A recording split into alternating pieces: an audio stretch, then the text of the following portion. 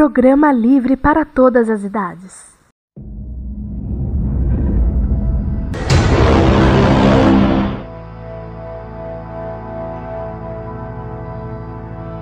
Este é o Fala Série, o programa do presente, passado e futuro dos seriados. E hoje nós temos Edson Risato, Edson Oliveira, Márcio Neves, Chayala Marques e Vinícius Schiavini com a segunda parte da série de férias. A equipe avalia. Você pode mandar o seu comentário, sabia? Você pode mandar pelo Twitter, @fala_série, no e-mail falasérie@dimensãonerd.com, no site dimensãonerd.com, no Fórum Universo, no facebook.com/falasérie, no canal do YouTube e no telefone vermelho da Combo 11 9744 Combo.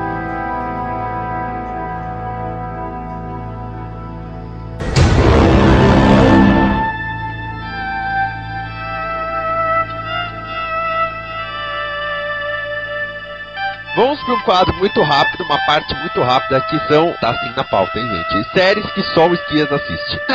Porque, né, são séries que só eu assisto, falando rapidamente. Chasing Life é a série do ABC Family, que vai ter um especial de Natal. Fazia tempo que eu não via isso em série americana, que é da moça que descobre ter câncer. E o legal é que eles fizeram um cliffhanger no final de temporada para ser resolvido no episódio de Natal, porque eles não sabiam se ia ter segunda temporada. Graças a Deus vai ter. The Good Wife, que tá na 6ª temporada, e segundo a minha teoria, penúltima temporada, tá muito bom. Tem a questão da Alicia concorrendo à promotora estadual. Isso é bem legal, porque ela tem aquilo de, eu não quero ter uma campanha suja e tudo mais, mas ela percebe que não vai ter muito jeito, e ela faz umas cagadas, tipo, escrever pro professor de educação física da filha dela assim, ou você libera a minha filha, ou eu vou enfiar uma faca nos seus intestinos, coisa bem leve. Coisa de mãe, né? E junto com The Good Wife, tem Madame Secretary, que é até a Leone como secretária de Estado. Então tem várias crises internacionais, gente pedindo asilo, guerras e tudo mais. É a mesma fórmula de The Good Wife. É a mesma. Se você gosta de The Good Wife, vá assistir Madame Secretary, que é a mesma coisa. Sério. Só que é em Washington, né? Com as suas devidas diferenças.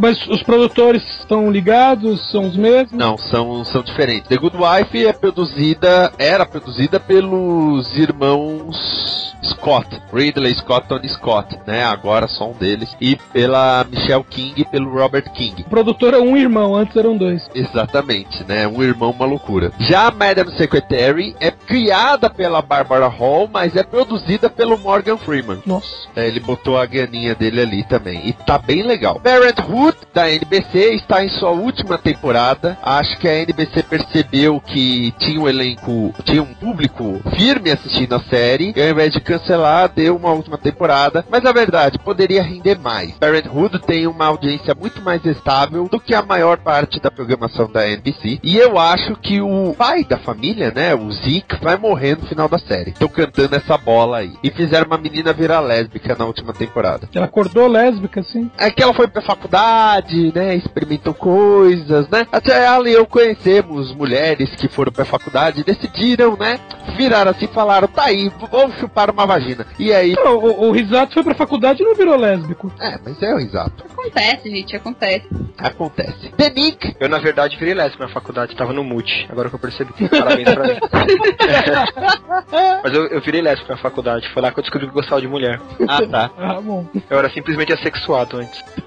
Ok, tá bom, Juninho. The Nick, série do Cinemax. Aliás, o Cinemax tá de parabéns. Fez aquela série Femme Fatales, guardou todo o dinheiro que ganhou com isso para fazer The Nick, que é o Clive Owen estrelando, e tem direção do Steven Soderbergh. O engraçado é, quando um grande diretor participa de uma série dessas, e aí nós podemos lembrar, por exemplo, do Martin Scorsese em Boardwalk Empire, ou Gus Van Sant em Boss, eles dirigem o piloto. O Soderbergh dirigiu todos os episódios.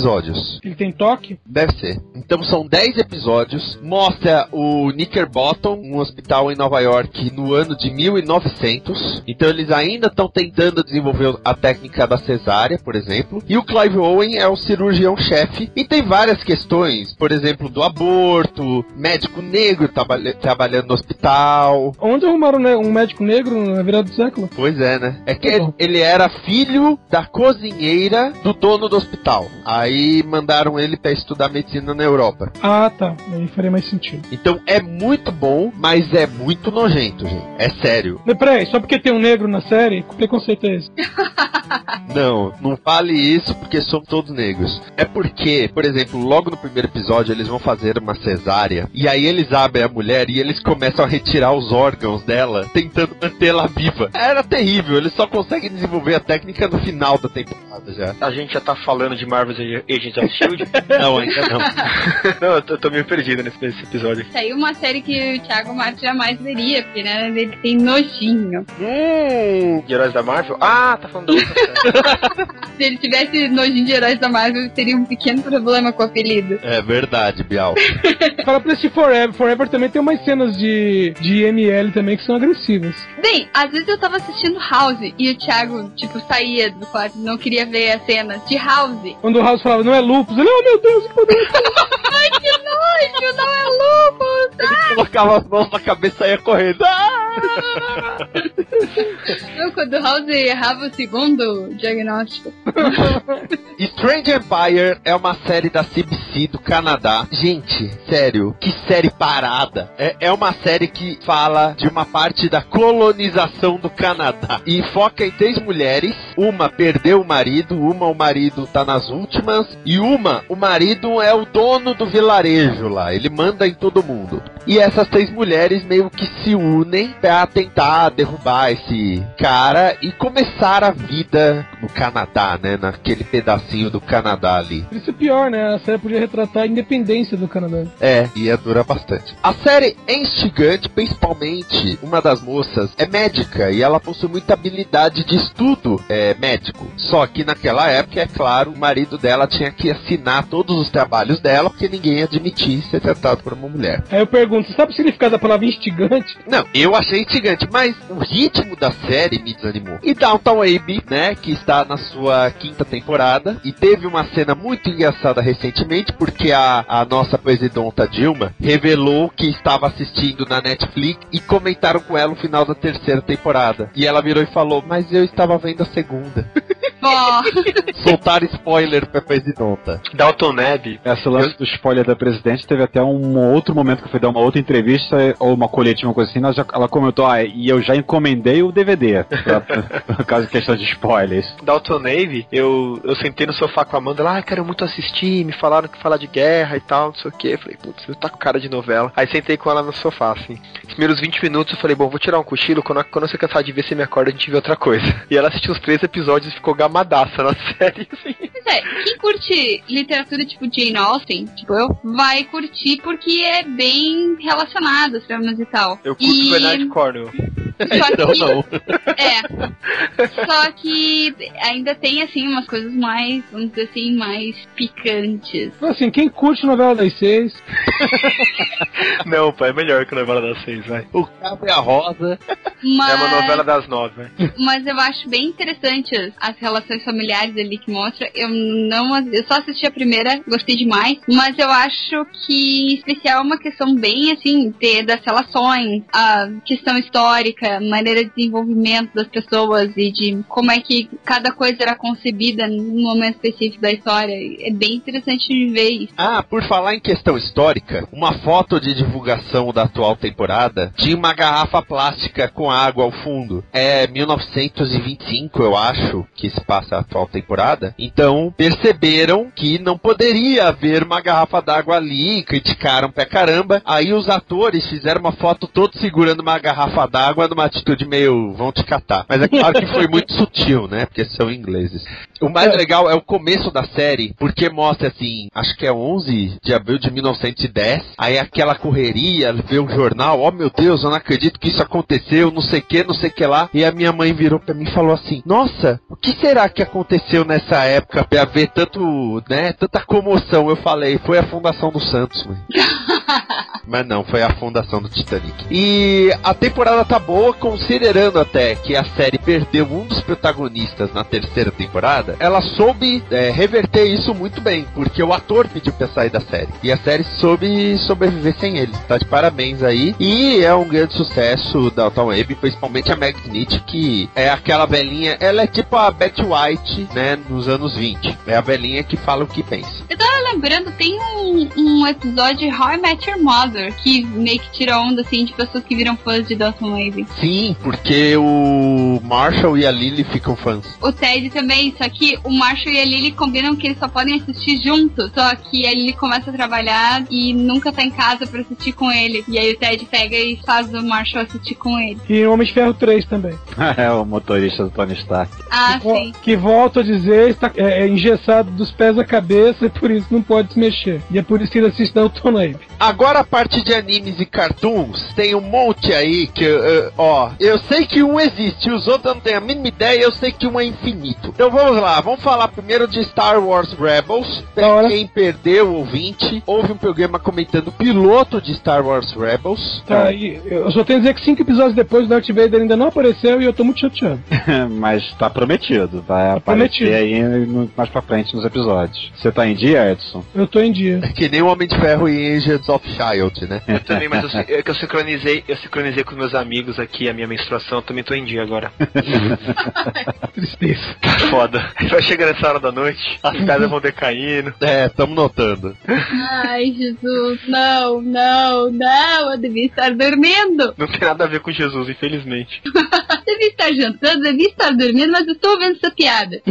Podia estar tratando de uma unha encravada. Então, Star Wars Rebels, basicamente a nova animação, né? Star Wars, lógico. Produzida pela Disney, a primeira produzida pela Disney. A história se passa 15 anos depois do Império ter chutado a bunda dos Jedi, né? E ter assumido o controle. Ou seja, uns 4 anos antes do primeiro filme, o episódio 4. Exatamente. E tem algumas referências, né? Os droids, né? O C-3PO e o R2-D2 aparecem no segundo episódio. O senador Bail Organa também faz uma pontinha. E, a série, ela gira em torno de um grupo de rebeldes. Sendo que um deles é um Jedi, entre aspas, disfarçado, né? Porque ele não se veste como um Jedi. Logo no primeiro episódio, né? É revelado que ele é um Jedi. E o menino, que é o Aladdin, né, praticamente. Que é muito igual a Aladdin, principalmente quando ele aparece. E a força é poderosa nele, como diria Yoda, né? E aí o outro Jedi resolve treinar ele. No grupo tem o... Qual é o nome da raça? Lassate. Lassate, não tem R. Lassate. Isso. Tem uma Mandaloriana, essa eu consigo falar. E a outra menina, qual que é do... Twi'lek. Peraí, tem a Mandaloriana? Mandaloriana. É do mesmo grupo do Boba Fett. Usa capacete e jetpack. Embora ela não tenha usado jetpack ainda. Então, e é um grupo pequeno. Você vê que eles têm algumas ligações com outros rebeldes ou com uma rede maior de rebeldes, né? Sim, tem uma rede de contatos lá secreta que a piloto aciona quando precisa fazer certas coisas. Exatamente, mas ainda não foi mostrado quem é esse pessoal e tal. E, bom, e os vilões, né? Os dois principais, um é o Agente Kalos, né? Que eu até comentei isso no outro episódio que a gente falou sobre o piloto, é o fato dele não ter uma patente, né? Ele ser chamado de agente, embora o traje uma dele... coisa fora da hierarquia, né? Apesar do traje dele parecer muito com o traje dos oficiais, né? Mas ele não tem um nome, não tem uma patente oficial. E o outro é o... Inquisidor. O Inquisidor, que é a cara do Quan Chi, né? Isso. Aliás, no primeiro episódio em que ele aparece, né? Que ele usa um sabre de luz que a princípio parece um florete, né? Depois você vê que ele tem 2 lâminas. Depois o cara ainda usa ele como se fosse um bumerangue, né? Joga e ele volta. E a empunhadura é giratória. Isso. Ele fica com aqueles 2 sabres girando na sua frente. A cada coisa diferente que ele faz com o sabre, o Sat vira pro outro Jedi e fala, a sua faz isso. É uma série infantil, né? Mas agrada muito os fãs, tá me agradando bastante. Até agora, em termos de história, nem tanto, por causa que são histórias simples, mas a exploração do universo tá tá incrível. Eles estão usando Jedi como deveriam ter sido usados nos filmes e não foram. Não foram nos filmes originais por causa de questões de orçamentárias, de técnicas da época, e não foram nos novos por causa que esqueceram de usar. Ficou só naquele sabre de luz pra esquerda, pra direita, e não tem o uso de força. Você tem mais de uso de força naquela luta lá dos dois Jedi contra o Darth Maul lá no final do primeiro filme, da nova trilogia. Sim, é verdade. E aqui você tem lá o Ezra lá, que é o protagonista, o garoto, né? Sendo treinado pelo outro, e detalhe, o outro não é mestre. Ele era só um garoto padawan quando os Jedi caíram. E ele se malocou e tá sobrevivendo desde então, escondido. Então ele também não é um mestre, ele não é uma pessoa assim indicada a treinar. Tanto que tem um episódio que eles descobrem um possível paradeiro de uma mestra Jedi capturada pelo Império, que é a Luminara, e ele fica todo esperançoso de achar essa mulher por causa que aí ele pode borrar o garoto pra ela treinar. Só que aí chega lá e ele sai decepcionado por causa que não era bem o que ele imaginava. Era uma armadilha. Isso dá pra dizer, né? Aliás, algumas coisas que assim que eu também acho muito legal é porque a maioria das referências são a trilogia clássica. Sim. A frase, por exemplo, It's a Trap é repetida toda hora. It's a Trap. E a frase do Yoda tente. Não, faça ou não faça, a tentativa não há. Que aí ele depois o Ezra fala, mas como é que eu posso fazer se eu não tentar? Aí ele, eu não sei, era uma coisa que o mestre Yoda dizia, também não sei o que quer dizer. E até que no final ele entende, né? Fala assim, se eu estiver tentando é porque eu não estou me esforçando o suficiente. Fala, eu não vou mais tentar te ensinar, eu vou te ensinar. Nisso tudo eu só tenho que lembrar que em episódio 3 tem a luta entre Obi-Wan e Anakin, e essa luta ensina por que mestres são mestres e padawans são padawans. Fica a dica. Padawans não tem pernas, é isso? Padawans não tem pernas. The Irregular at Magic High School. Ou no original, como é que era o outro lá? Mahouka Koukou no Retousei. The Irregular at Magic High School, né? O mais ou menos na escola de magia, seria a tradução mais livre aí. O mais ou menos. É mais ou menos mesmo? Irregular é aquilo que não é tão bom. Ah, entendi. Achei que era mais ou menos a escola, que tipo, tava numa escola que era mais ou menos de magia, né? Era magia, mas não muito. Não, é magia, mas não é magia, macumba. Ó, voltou a macumba. Então, voltou a macumba. Esse é um anime que estreou, passou no Japão esse ano, começou e terminou esse ano, passou os 26 episódios de abril até agosto, setembro, eu acho, lá no Japão, e agora, nesse mês de novembro, não sei quando esse programa vai lá, mas foi no final de novembro agora, que entrou na Netflix, completo lá, todos os 26 episódios, quem quiser ver, tá lá disponível, faz que nem eu, maratona, por causa que eu acho que vale muito a pena. Nesse anime, conta a história de um mundo, de uma terra em 2095, em que a magia, a mágica, né, ela não é algo irreal, ilusória, contos de fadas. Descobriu-se que ela realmente existe e conseguiram industrializar a magia. Não, You're a wizard, Harry. Não é coisa malocada, não. Ela é pra todo mundo ver. Todo mundo sabe que ela existe. O mundo inteiro sabe que ela existe, mas nem todo mundo pode utilizá-la. E a história se centra nessa academia, nessa escola de magos, que são pra pessoas que têm alguma competência mágica, né? De dois irmãos que entram nela, e sendo que um deles passa pra turma principal e outro pra turma secundária. Qual é a diferença? A turma principal vão os alunos que são ases na magia, a turma secundária é aqueles que não são necessariamente ruins, mas os exames não avaliam eles tão bem. São aqueles que são mais ou menos, mais ou menos nem tanto, por causa que eles são bons, mas de outras formas de utilizar a magia, por causa que eles dividem a magia em dois gêneros, que é a magia clássica, que é aquela que a gente vê nos filmes de fantasia, lê nos livros e tudo mais, né, que a pessoa lê livros e conjura feitiços e tudo mais, e tem a nova magia moderna, que como é que ela funciona? Ela foi mecanizada, ela foi automatizada, então a pessoa não tem que lembrar de feitiços, palavras mágicas nem nada, ela aciona um dispositivo mecânico, eletrônico, que é ligado com a magia, ela só canaliza a força dela mágica para poder fazer o feitiço funcionar. Então eles usam muito, os alunos, né, enquanto estão na academia, e até mesmo os profissionais depois quando saem, eles usam braceletes, celulares, ou coisas que lembram celulares para poder conjurar as magias, ou então usam coisas que lembram armas, uma pistola, uma espingarda, mas na verdade é uma forma diferente pro mesmo tipo de equipamento, né? Só que ele com usos limitados, então ele tem poucos comandos porque ele é mais focado para um tipo de atuação. Aquele anime antigaço, o Fly. Eu não assisti, eu não sei se Que era a paz e o inimigo destrói? É esse mesmo, mas eu não mesmo. assisti. Um pouco de mago é muito de herói? Eu tinha o seguinte, o menino, né, ele era um guerreiro, ele, né, vamos dizer, do aprendizado. Ele aprendeu a ser um guerreiro e mago, aí ele tinha o parceiro dele, que era um mago, e aí eles encontram uma menina que ela não teve treinamento, mas, tipo, ela trabalhava com mecânica. Então, o que o cara faz? O cara conjura um feitiço e coloca na munição dela. Então, ela tinha munição mágica. Só que no caso desse universo aqui, pessoas que não têm poderes mágicos não podem usar esses equipamentos. Não vai funcionar, não vai acontecer nada se eles pegarem naquilo. Só magos podem utilizar aquilo, né? Por causa que a magia não vem do dispositivo. O dispositivo, ele meio que digitalizou os comandos necessários para poder fazer tal efeito acontecer. Tipo, levitar, fazer uma parede artificial, fazer alguém tropeçar, um projétil mágico, uma bala mágica. Tudo isso é automatizado. É tipo uma macro do Excel. Tipo Por aí. assim, Por aí. ele automatiza o processo, mas só quem é da TI pode usar. Exatamente. Aí a história ela tem 3 arcos. O primeiro arco é o arco do início do ano letivo, em que eles estão, os 2 irmãos, né, estão se entrosando ali na escola, né? Tem alguma coisa especial ali? Não lembro. Agora eu não lembro já. Eu fiz Maratona Expresso, não lembro disso. Eu lembro mais do segundo e do terceiro. No segundo arco, eles têm uma espécie de competição mágica entre escolas, e na última que realmente tem alguma coisa mais importante, que tem uma espécie de conferência mágica, em que alunos de várias escolas mágicas vão apresentar uma tese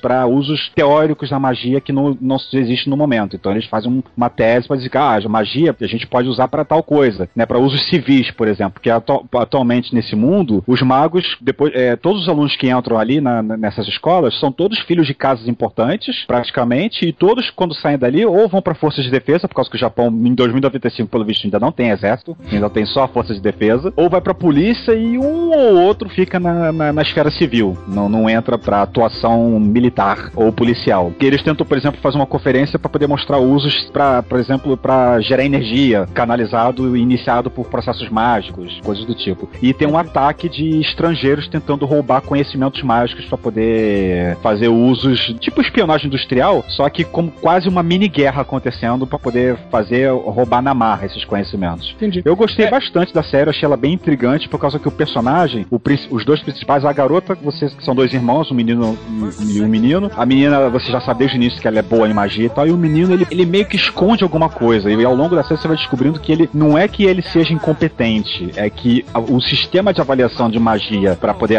aceitar os alunos na escola é que não é compatível com o tipo de magia dele. É falho, né? Então ele cai na turma secundária. Aliás, até uma coisa interessante, que os alunos que são das turmas principais, que são a elite, por assim dizer, eles têm um logotipo de uma flor no ombro, então eles são chamados de florações. E os outros que não têm essa flor no ombro, é só um logotipo cinza vazio, são as ervas daninhas, por causa que eles são intrusos no meio do jardim, por assim dizer. Só que nenhum deles é incompetente, eles só não usam magia do mesmo estilo, do mesma potência e elegância que os outros. É porque a maioria desses que são secundários, eles são mais ligados com a magia clássica, pelo que eu entendi, com um uso de magia mais tradicional. Só que a magia mais tradicional, ela pode ser mais poderosa, mas os efeitos são às vezes imprevisíveis, enquanto que a magia moderna, ela pode ser mais fraca, mas o efeito é certo. Mais controlada, né? Exatamente. Magia controlada quando presto?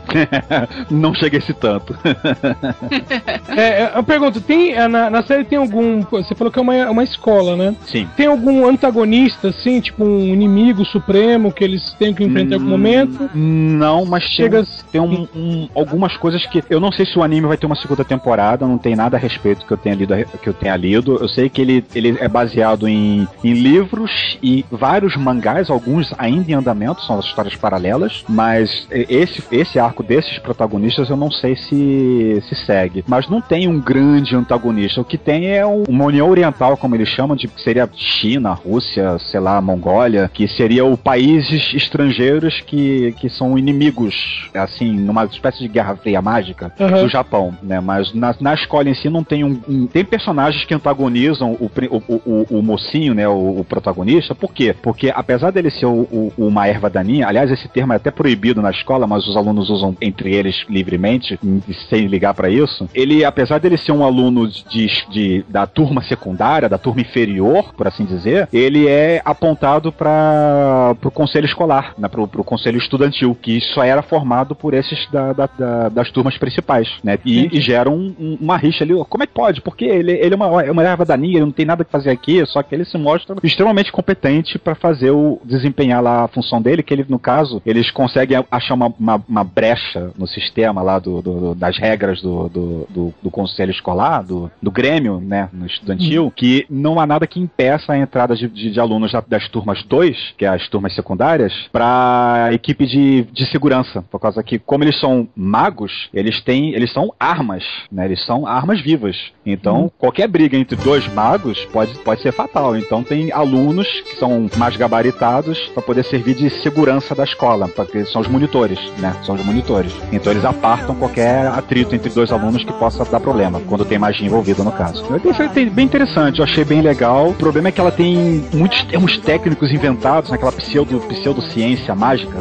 tipo Star Trek, só que bem mais extrapolado, mas dá pra acompanhar tranquilamente e entender como é que funciona esse universo. Eu achei bem legal. Kuroko no Basket, que é o basquete que o Kuroko joga, né? É um mangá, um anime que há algum tempo eu tô procurando de assistir. Todo mundo me dizia que era bom, que eu devia dar uma chance, e eu resolvi dar uma chance e assisti a primeira temporada numa velocidade inacreditável. Realmente me prende, é o tipo de anime que eu gosto, de esporte. Ele não é tipo Super Campeões, assim, aqueles negócios mentirosos e tal. Ele é um pouco mais sério, assim, um pouco mais adolescente do que infantil, jovem adulto, vou dizer assim. Ele tem uma trilha sonora que me agrada também, de rock and roll. É bem bacana, cara. Se o cara já assistiu algum desses animes famosos de esporte, seja o outro de basquete ou de beisebol, tênis, que é um estilo bastante famoso no Japão, vale a pena dar uma chance pro Kuroko no Basket. Provavelmente um dos melhores de esporte que eu já assisti, cara. Bom saber, hein? Ele trata, assim, dos estilos de basquete, estilos de escola, de uma maneira bem interessante. Esse anime tá disponível no Netflix? Não? Cara, não tá. Kuroko no Basket se encontra, assim, fácil pra baixar, tipo, um clique, assim, pra você baixar tudo de uma vez, com boa qualidade, uma legenda razoável, mas ainda não tem modos lícitos de você assistir, a não ser que você compre os DVDs, que também não são lá tão lícitos assim, né?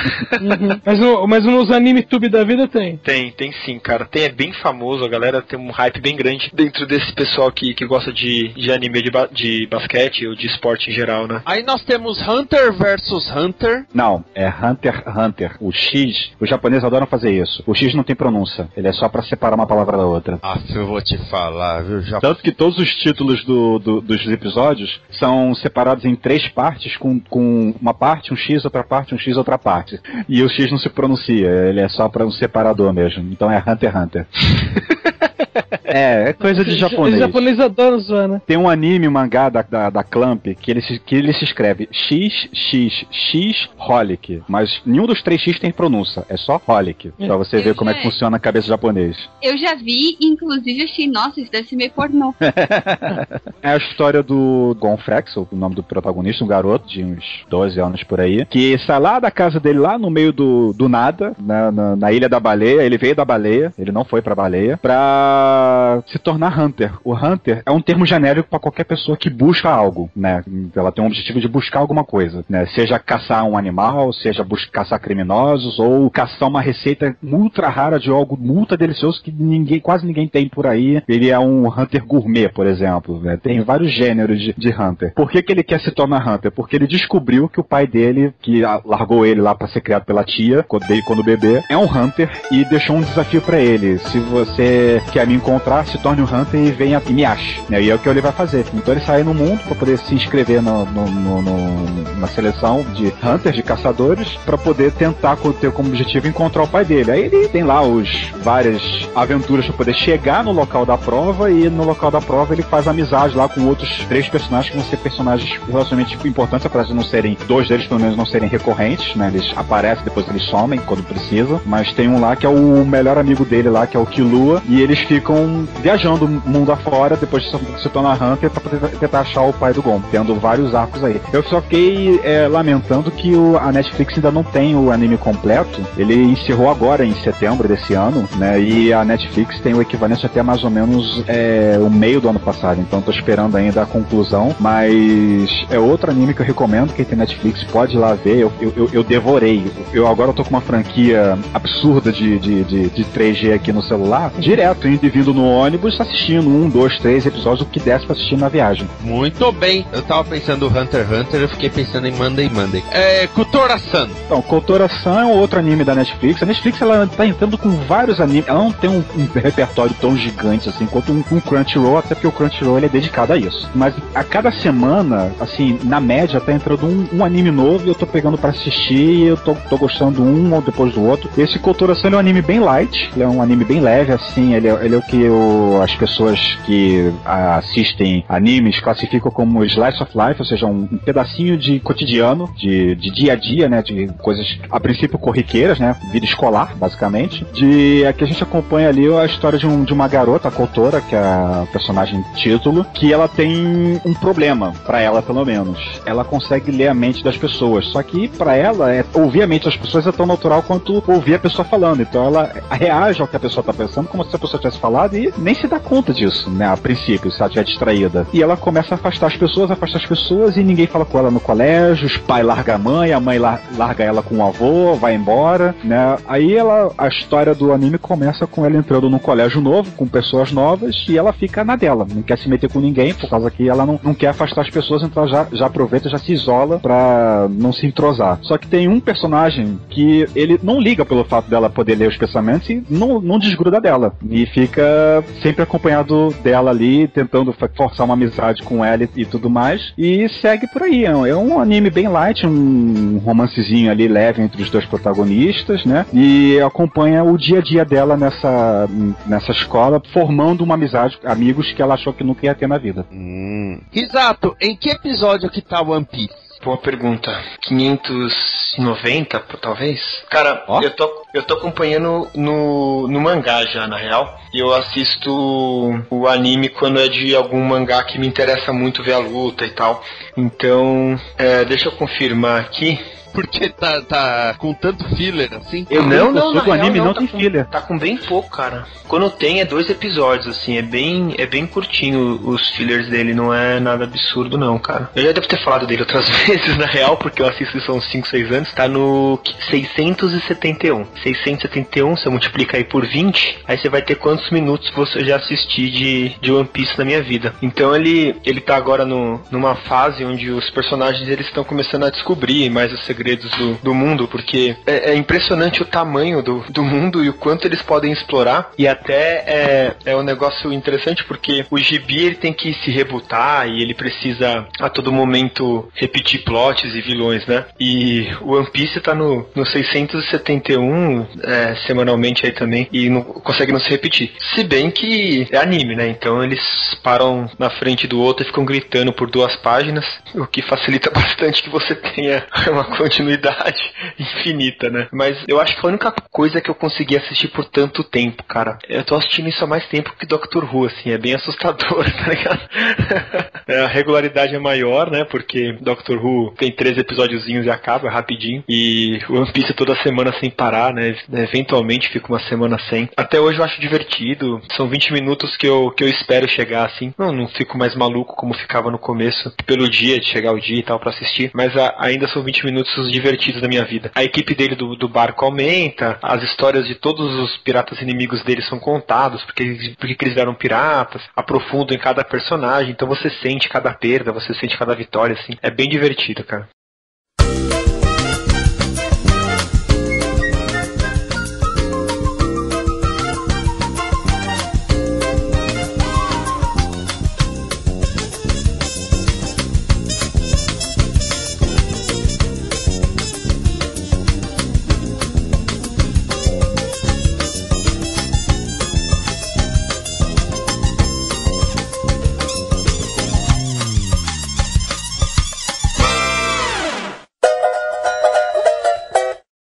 Você ouve esse programa na Combo Podcast.